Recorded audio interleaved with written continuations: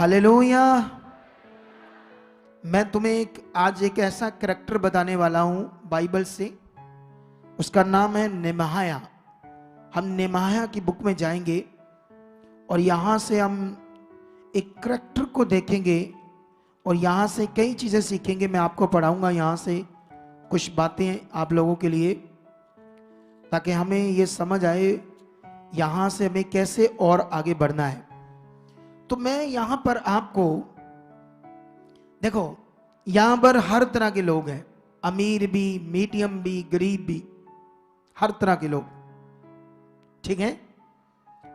किसी बिजी और अमीर व्यक्ति को मैं बोलूं कि आप अपने 2 4 5 दिन काम बंद कर दो, इधर धूप है, इधर आकर सेवा करो, ये करो वो करो,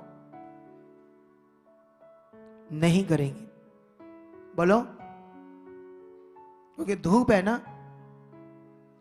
क्योंकि जो जो शरीर को ऐसे सुख विलास में रखता है वो कठिन काम नहीं करता। क्या नहीं करता? वो कोई भी ऐसी हार्ड वर्किंग नहीं करता जिससे उसे दिक्कत हो। दिक्कत उसे सुख विलास में रहने की आदत है। हालेलुया। उसके लिए कठिन है।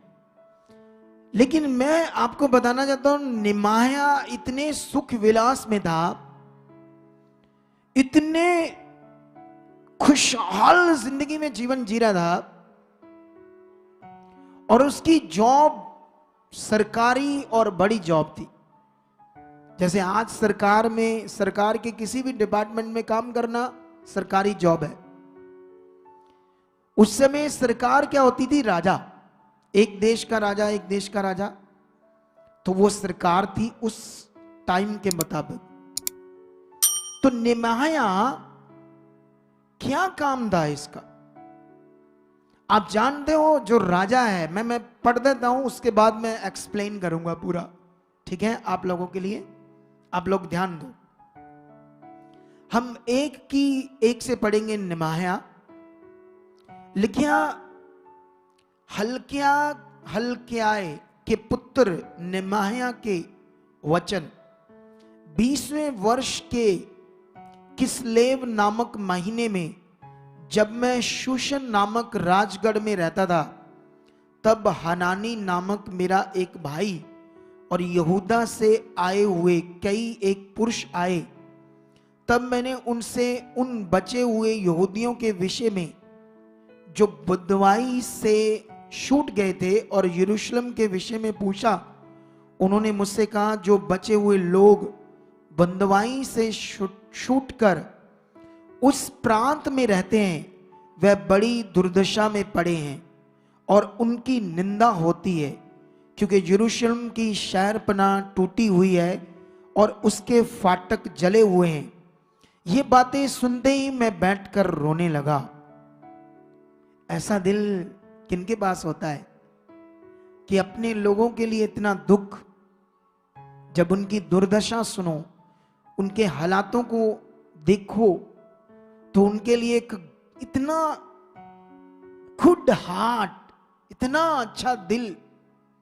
कहता, जब मैंने उनके लिए देखा तो मैं रोने लगा। हाँ, पढ़ते हैं थोड़ा सा। ये बातें सुनते ही मैं बैठकर रोने लगा और कितने दिन तक विलाप करता रहा और स्वर्ग के परमेश्वर के सम्मुख उपवास करता और ये कहकर प्रार्थना करता रहा, हे स्वर्ग के परमेश्वर यहोवा, हे महान और भय योग्य ईश्वर, तू जो अपने प्रेम रखने वाले और आज्ञा मानने वालों के विषय में अपनी वाचा पालता और उन पर करुणा करता है, तू कान लगाए और आंखें खोले रह कि जो प्रार्थना में तेरे दास इस समय तेरे दास इजराइलियों के लिए दिन रात करता हूं, उसे तू सुन ले। मैं इजराइलियों के पापों को जो हम लोगों ने तेरे विरुद्ध किए हैं मान लेता हूं। मैं और मेरे पिता के घराने दोनों ने पाप किया है। हमने तेरे सामने बहुत बुराई की है और जो आज्ञाएं, विधियां और नियम तूने अपने दास मूसा को दिए थे, उनको हमने नहीं माना। उस वचन की सुधि ले जो तूने अपने दास मूसा से कहा था, यदि तुम लोग विश्वासघात करो तो मैं तुमको देश देश के लोगों में तितर बितर करूंगा। परंतु जब तुम मेरी ओर फिरो, मेरी आज्ञाओं मानो और उन पर चलो, तो चाहे तुम में से निकाले हुए लोग आकाश की शोर में भी हो, तो भी मैं उनको वहां से इकट्ठा करके उस स्थान में पहुंचाऊंगा जिसमें मैंने अपने नाम के निवास के लिए चुन लिया है। अब वह तेरे दास और तेरी प्रजा के लोग हैं, जिनको तूने अपनी सामर्थ और बलवंत हाथ के द्वारा छुड़ा लिया है। हे प्रभु, विनती ये है कि तू अपने दास की प्रार्थना पर और अपने उन दासों की प्रार्थना पर जो तेरे नाम का भय मानते हैं कान लगा, और आज अपने दास का काम सफल कर। उस पुरुष को जो उस पर दयालु कर, वह तो राजा का प्याऊ था। आमेन, हालेलुया। क्या समझ आई आपको इस वचन को पढ़ने के बाद? क्योंकि हमारे लिए समझना सबसे ध्यान देना है, ये बड़ा जरूरी है। कलीसिया आपके लिए बड़ा इंपॉर्टेंट है। परमेश्वर कितना महान है, उसके दास कितने महान है। तुम इस मिनिस्ट्री में बड़े खास हो, ये तुम्हारी अपनी मिनिस्ट्री है। तुम्हें कभी इस मिनिस्ट्री में आकर ये फील नहीं होगा कि हम पराई जगह हैं। तुम्हें वो प्यार मिलेगा यहां, समय पर मैं तुम्हें मिलूंगा, चाहे तुम गरीब से गरीब क्यों ना हो। क्योंकि मैंने तुम्हें बता दिया, परमेश्वर गरीब और अमीर में कोई अंतर नहीं रखता, उसके लिए दोनों एक समान है। हालेलुया। हमने ये वचन से सीखा, इज़राइली हमेशा बुद्धि लगाकर गलत चीजें करते थे, परमेश्वर की आज्ञाओं पर नहीं चलते थे। वो जो कहता था वो नहीं मानते थे, और जिसकी वजह से दुष्ट उनकी जिंदगी में काम करता था, उन्हें और शारीरिक कर देता था, उन्हें और उनके मन को अजीब कर देता था। आज भी वो काम ऐसा कर रहा है विश्वासियों के बीच में। आज भी विश्वासी, जो बाइबल कहती तुम मर गए और यीशु मसीह में तुम जी उठे, जी उठने का मतलब तुम्हारा एक नया जन्म, पुराना जीवन, पाप का जीवन, शारीरिक जीवन यीशु के साथ मर गया। तो जब तुम यीशु के साथ जिंदा किए गए, नया जन्म जो चेलों के पास था, चेलों को मारा गया। उस समय की जो कलीसिया थी, उनको शेरों के आगे डाल दिया एक राजे ने, उनके बच्चों को शेरों ने फाड़ दिया, वो मार दिए गए, टुकड़े टुकड़े कर दिए शेरों ने। लेकिन उन्होंने प्रभु को नहीं छोड़ा। प्रभु के सामने जरा भी कोई अटपटी बात नहीं की। इतना दिल, इतना मन, इतना प्यार परमेश्वर के साथ। वो नया जन्म समझ चुके थे, वो अनंत जीवन पाने को समझ चुके थे। तो मैं यहां पर सलूट कर रहा हूं नेमाया को, उसके करैक्टर को, उसके जीवन को, उसके महान मन को, जो खुदा के दिल को टक टक करा देगा। हालेलुया। क्या तुम ऐसा दिल बनाना चाहते हो जैसे खुदा का दिल तुम्हें देखकर तुम्हारे जीवन को ठक ठक ठक टच टच टच टच करे उसे? बाइबल में लिखा, अब्राहम को देखकर परमेश्वर का दिल ऐसे टच करता था। अब्राहम को देखकर सोचो, टच करता था, टच। ठीक है। और जब भी कोई काम करता था परमेश्वर, तो अब्राहम से पूछता था। एक मनुष्य से, सोचने वाली बात है। परमेश्वर ने कहा, यह काम मैं करने वाला हूं, तुझसे पूछे बिना नहीं। अरे ये तो बात हिलाने वाली है कि एक नॉर्मली मनुष्य से परमेश्वर बात कर रहा है और फिर वो काम कर रहा है। क्या तुमने कभी ऐसे सोचा?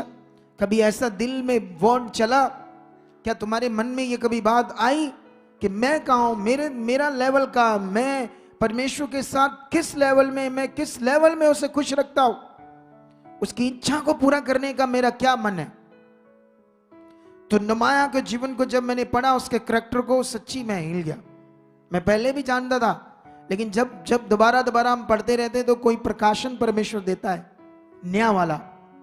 तो मैंने ये जब दोबारा पढ़ा तो मैं तो एकदम से आत्मा ने मेरी बुद्धि खोली, मैं देखा और मैंने तो सलूट कर दी ऐसे बंदे को। वाह, कितना महान मनुष्य, हालेलुया। सोच कर देखो इसकी जॉब क्या है। जो राजा है ना, राजा, उसको दाखरस मदरा मतलब ड्रिंक उसका पैग बनाकर देना। उस समय पुराने नियम में परमेश्वर के लोग भी पी लेते थे, लेकिन वो मदरा और जैसी चीज थी। आज की मदरा बड़ी खतरनाक है। आज तो शराब भी बन जाते हैं लोग ना, वो कुछ और चीज थी, लेकिन वो लोग पीते थे, राजा लोग पीते थे। इसकी जॉब क्या थी? उसको उसके हाथ में देना, खड़े रहकर। राजा के पास खड़े होना, ये छोटा मोटी बात, छोटी मोटी जॉब नहीं थी। ये किसी को नहीं मिल सकती, इतनी सुख विलास की जॉब। और राजा के सामने कैसे कपड़े पहनकर जाना पड़ेगा उसको? कीमती वस्त्र, कितने सुगंध परफ्यूम लगाकर, ऐसे खुशबूदार है जैसे राजा वैसा। क्योंकि राजा के सामने उसको पैक देने वाला गंदा मंदा इंसान थोड़ी चाहिए। समझते हैं नहीं? वो मदरा का जो प्याला, ऐसे बोल देता हूं, दिमाग तुम्हारा इधर उधर ना हो जाए इस बात से, कुछ और ना दिमाग में बैठ जाए तुम्हारे बात। समझते हैं नहीं? मदरा का प्याला उसके हाथ में देने के लिए। और कैसा उसको रूम मिला होगा, कैसी उसकी सवारी होगी, क्या खान पान होगा। सोचो कैसी उसकी सैलरी होगी, कैसा उसका रहना सहना होगा। किसका? नेमाया का। लेकिन जब उसे पता चलता है कि मेरे लोग दुख में, मेरे लोग प्रॉब्लम में, यरूशलेम जो खुदावंद ने अपने लोगों को दिया था उसको दुश्मनों ने बंधवाई, जिन्होंने नबूकदनेस्सर राजा ने बुरी तरह नष्ट कर दिया। उस सारे फाटक टूट गए और शहर बिखर गया, लोग बंधवाई में चले गए। उनकी दुर्दशा इतनी माड़ी है, इतना बुरा हाल है। वो अपना सुख विलास साइड पर करके रोने लगा और प्रार्थना करने लगा, अपने लोगों को सही जिंदगी देने के लिए, परमेश्वर के साथ जोड़ने के लिए, ताकि परमेश्वर जो भला है, क्योंकि वो लोग प्रार्थना कर रहा है, वो जानता है कि हमने तेरी आज्ञाओं को तोड़ा, हमने पाप किया, हमारे लोगों ने पाप किया। इसलिए तेरे वचन में लिखा था कि अगर तुम मेरी आज्ञाओं को, विधियों को तोड़ोगे तो तुम तितर बितर होकर बंधुआई में चले जाओगे। कहता ये हमारी गलती थी, हम पश्चाताप करते, हमें क्षमा कर, तू दया करने वाला, अपने याद कर उस दिल को, अपनी वाणी को, अपने अनुग्रह को। आप दयालु परमेश्वर, हमको क्षमा कर। हमें, मुझे प्रार्थना कर रहा है कि परमेश्वर इस मनुष्य को मेरे पर दयालु कर, इस राजा को मेरे पर दयालु कर। तुम जानते हो राजा के सामने जरा सी भी मिस्टेक हुई तो क्या हो जाएगा? बोलो, सीधा सिर कलम होता है, ऐसी सजा है। राजा के सामने जरा सी भी मिस्टेक होने का मतलब सिर कलम। आप जानते हैं ना, यूसुफ के समय पिलाने हारा और खिलाने हारा दो प्रधान थे। ऐसे एक लेवल के बंदे थे जो राजा के सामने काम करते थे। उन दोनों से छोटी सी गलती हुई, वो जेल में चले गए। और उनमें से एक निर्दोष था, लेकिन वो भी गलती में फंस गया। दोनों को जेल में रखा गया सही समय पर, उनको कलम मतलब सिर कलम करने के लिए। पता है नहीं, लेकिन एक बच गया और एक का सिर कलम हो गया, छोटी सी गलती के कारण। तो ये बाइबल में हम दूसरा विषय पढ़ते हैं। अब राजा के सामने कैसा चेहरा मुंह लेकर चला गया, उतरा हुआ। और ये चेहरा लेकर जाना राजा के सामने, अपने आप को मौत में फंसाना था। किसमें? लेकिन हम पढ़ते हैं क्या लिखा है, ठीक है। अर्थशास्त्र ऐसे करके नाम है इस राजा का। हिंदी का ये शब्द थोड़ा सा कठिन है, जिनको हिंदी अच्छी आती वो समझ लेना क्या नाम है। अर्थशास्त्र ऐसे करके, अर्थशास्त्र ऐसे। राजा के 20वें वर्ष के निसान नामक महीने में, जब उसके सामने दाख मधु था, तब मैंने दाख मधु उठाकर राजा को दिया। इससे पहले मैं उसके सामने कभी उदास ना हुआ था। तब राजा ने मुझसे पूछा, तू तो रोगी नहीं है, फिर तेरा मुंह क्यों उतरा है? ये तो मन ही की उदासी होगी। तब मैं अत्यंत डर गया। जब राजा ने ये बात बोली, क्योंकि उसके सामने ऐसा चेहरा उतरा हुआ है, ऐसी चीज करना समझ लो सजा होती है, सजा। कहता मैं डर गया। लेकिन आगे बढ़ते हम। मैंने राजा से कहा, राजा सदा जीवित रहे। जब वह नगर जिसमें मेरे पुरखाओं की कब्रें हैं उजाड़ पड़ा है, उसके फाटक जले हुए हैं, जो मेरा मुंह क्यों ना उतरे? राजा ने मुझसे पूछा, फिर तू क्या मांगता है? तब मैंने स्वर्ग के परमेश्वर से प्रार्थना करके राजा से कहा, यदि राजा को भाए और तू अपने दास से प्रसन्न हो तो मुझे यहूदा और मेरे पुरखाओं की कब्रों के नगर को भेज, ताकि मैं उसे बनाऊं। तब राजा ने, जिसके पास रानी भी बैठी थी, मुझसे पूछा, तू कितने दिन तक यात्रा में रहेगा और कब लौटेगा? अतः राजा मुझे भेजने को प्रसन्न हुआ और मैंने उसके लिए एक समय नियुक्त किया। फिर मैंने राजा से कहा, यदि राजा को भाए तो महानद के पार के अधिपतियों के लिए इस आशय की चिट्ठियां मुझे दी जाए कि जब तक मैं यहूदा को ना पहुंचूं तब तक वह मुझे अपने अपने देश में होकर जाने दे। और सरकारी जंगल के रखवाले असाप के लिए भी इस आशय की चिट्ठियां मुझे दी जाए, ताकि वह मुझे भवन से लगे हुए राजगढ़ की कड़ियों के लिए और शहरपनाह के और उस घर के लिए जिसमें मैं जाकर रहूंगा लकड़ी दे। मेरे परमेश्वर की कृपा दृष्टि मुझ पर थी, इसलिए राजा ने यह विनती स्वीकार कर ली। हालेलुया। यहां पर जानते क्या हो रहा है? यहां पर इम्पॉसिबल काम जो कभी होना नहीं था, उसको खुदा ने किया। अन्य जाति राजे को, जो पत्थर मिट्टी को मानता था ईश्वर, जो यहोवा को नहीं मानता था, उस राजे के मन को उसने बदल दिया, क्योंकि विश्वास, रिश्ता और नजदीक, समीप था। कौन? नमाया। मैंने शुरू में 2 वचन पढ़ाए, जो उससे दूर होंगे वो नष्ट होंगे, जो उसके समीप रहेंगे उनका भला होगा। ये परमेश्वर के नजदीक, उसके हार्ट के नजदीक था। कौन होते हैं उसके नजदीक? नजदीक होने का मतलब क्या होता है, यह बड़ा जरूरी है आपके लिए समझना। हालेलुया। क्योंकि जो नजदीक है वो सिचुएशन को बदल देंगे। हालेलुया। अगर तुम्हारे अंदर परमेश्वर का मन है तो तुम्हारे सामने कोई भी मनुष्य है, तुम्हारा बहन भाई है, नशा करता है, विरोधी है, गलत है, प्रे करो, वो बदल जाएगा, बदल जाएगा। सच्ची परमेश्वर से बदल सकता है अगर तुम्हारी प्रार्थना सच्ची, क्योंकि परमेश्वर के लिए कोई काम कठिन नहीं है। हालेलुया। अगर वो नष्ट होने के लिए नहीं बना तो निश्चय, क्योंकि बाइबल में लिखा कुछ बर्तन अनादर के और कुछ बर्तन आदर के हैं। तुम सारे आदर के बर्तन हो।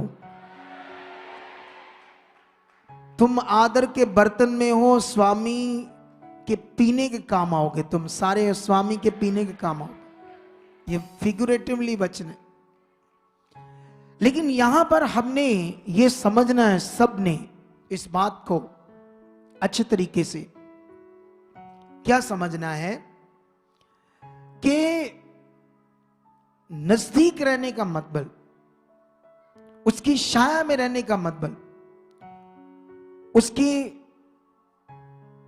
उसके ठहराए हुए स्थान में बैठे रहने का मतलब ये क्या है? ये है उसकी आज्ञाएं, उसके नियम, जो वो कह रहा है उसे करने में फोकस, ध्यान, ये होता है उसके समीप रहना। और हम जानते जो ऐसा करता है वो सिचुएशन को बदल देगा और परमेश्वर उसके लिए सब कुछ पॉसिबल कर देगा। परमेश्वर उसके लिए सब अच्छा कर देगा, बेस्ट कर देगा। समझ आई या नहीं आई? और यही हमारे लिए लाइफ है, दूसरा कोई सॉल्यूशन नहीं। ये नजदीक था, समीप था। और जानते हो जब परमेश्वर ने उसके लिए सारे रास्ते खोल दिए, चिट्ठियां दे दी राजे ने दूसरे देशों में निकलने से, दूसरे है ना, जैसे आज देश है, तुम श्रीलंका से निकल कर जा सकते हो ऐसे ही, पासपोर्ट चाहिए, वीजा चाहिए, है ना, वीजा चाहिए। तुम चाइना से निकल कर जा सकते हो ऐसे ही? नहीं, वीजा चाहिए। तो चिट्ठी का मतलब वीजा ही था, दूसरे देशों से निकलना। फिर वहां लकड़ी चाहिए, ये चाहिए, वो चाहिए, शहर बनाने के लिए। वो सारी चिट्ठियां और सारी परमिशन उसको मिल गई लेटर के रूप में। और जानते हो जब वो वहां जाकर काम करने लगा, इधर तो जैसे आज एसी होता ना, गर्मी में एसी रूम, वहां भी उस समय के ठंडे एसी रूम बनते थे, ऐसे बनाते थे वो लोग। वहां की इंजीनियरिंग उस समय की कि गर्मियों में गर्मी नहीं लगेगी, ऐसे रूम राजाओं के होते थे। तो ऐसी जगह पर रहना और धूप में, गर्मी में, परेशानी में जाकर खुदा के लिए जीना, खुदा के लिए काम करना। नेमाया अपना सुख विलास छोड़कर वहां, पढ़ो क्या हुआ उसके साथ। विद्रोहियों ने विरोध किया, षड्यंत्र रचा उसे मारने के लिए। इतने हालात में था, आप सोच नहीं सकते। इतने वहां शहर बनाना और उस देश को बसाने के लिए इतना विरोध, इतनी चीजें उसके साथ हो रही थी। वो अपना सुख विलास छोड़कर अपने लोगों के लिए ऐसा कर रहा है। खुदा के सामने जबरदस्त करैक्टर था नेमाया, और वो अपने जीवन भर फिर ब्लेस रहा। उसे कोई घटी नहीं रही, उसके परिवार में कोई अशांति नहीं आई। वो ब्लेस जिंदगी जिया को उसका बड़ा मन था। अगर हम भी चाहते हैं ऐसी जिंदगी को जीना, अगर हम भी चाहते हैं ब्लेस जिंदगी को जीना, तो ये मन तैयार करो, आज से अंगीकार करो। तुम्हें परमेश्वर, अगर तुम इस कुर्सी पर नहीं बैठे तो तुम्हें वो आईपीएस बना सकता है, तुम्हारे बच्चों को आईपीएस बना सकता है, तुम्हें कोई बड़ा स्पोर्ट्समैन बना सकता है। लेकिन कब? जब तुम्हारे दिल में दया है, ऐसी चीजें, ऐसा मन है जो तुम सीख रहे हो, इसे करने के लिए ध्यान है, परमेश्वर के लिए जीने के लिए ध्यान है, वो तुम्हें बड़ी पदवी देगा, तुम्हें ऊंचा करेगा। उसका वादा कभी बदलेगा नहीं जो उसने कहा है। तुम क्यों नहीं परमेश्वर के सामने नेमाया की तरह उनके पाप के लिए पश्चाताप करते, ताकि परमेश्वर ये दया करके ये बदल जाए। जब राजा क्रूर बदल सकता है, अन्य जाति मूर्ति पूजक, तो तुम्हारे बच्चे क्यों नहीं बदल सकते? तुम्हारे बच्चे क्यों नहीं इधर आकर बैठ सकते? तुम्हें ऐसा बनना है, ऐसा दिल लेकर आना है। ऐसा नहीं बस मैं क्या करूं, वो नहीं मानते, कई कहते बच्चे नहीं मानते, वो उनकी जिंदगी, इनकी जिंदगी। इसका मतलब तुम्हें समझ नहीं आया, वो नष्ट हो जाएंगे। नष्ट होना, अनंत जीवन, मोक्ष, दुनिया रचना, ये सब कुछ जो लिखा हुआ, ये क्या कहानी है? बोलो। यीशु का क्रूस पर चढ़ना कथा कहानी है? बाइबल में लिखा, 1 कुरिन्थिया 1:18 में लिखा, क्रूस की कथा नाश होने वालों के लिए मूर्खता और उद्धार पाने वालों के लिए परमेश्वर की सामर्थ।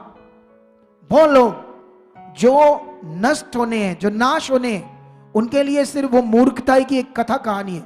अरे क्यों नहीं सीखते? यीशु, पाप, अनंत जीवन, संसार, क्यों कहा यीशु ने मेरे नाम के कारण तुमसे लोग बैर रखेंगे, तुम इधर गए उधर गए, कभी तुम्हारा कोई विरोध हुआ? बाइबल में लिखा, यीशु मसीह ने कहा तुम्हारे अपने तुम्हारा विरोध करेंगे, तुम्हारे घर वाले तुम्हारे दुश्मन बनेंगे, तुम्हारा विरोध करेंगे। वाई? क्योंकि वो गुलाम है पाप के, वो दुष्ट की गुलामी में, और दुष्ट तुम्हें रोकता है। अरे इतना कुछ सत्य है, तुम्हें प्रार्थना करनी पड़ेगी, तुम्हें आगे आना पड़ेगा, तुम्हें मन खोलना पड़ेगा, तुम्हें मांगना पड़ेगा, परमेश्वर मेरे अंदर काम कर, पवित्र आत्मा मेरे अंदर काम कर, मेरे मन को खोल, मैं तेरे लिए जीना चाहता हूं। जब तुम जीने लगोगे, जब तुम्हारा मन खुलेगा, तब तुम्हारी प्रार्थना सुनी जाएगी बच्चों के लिए भी।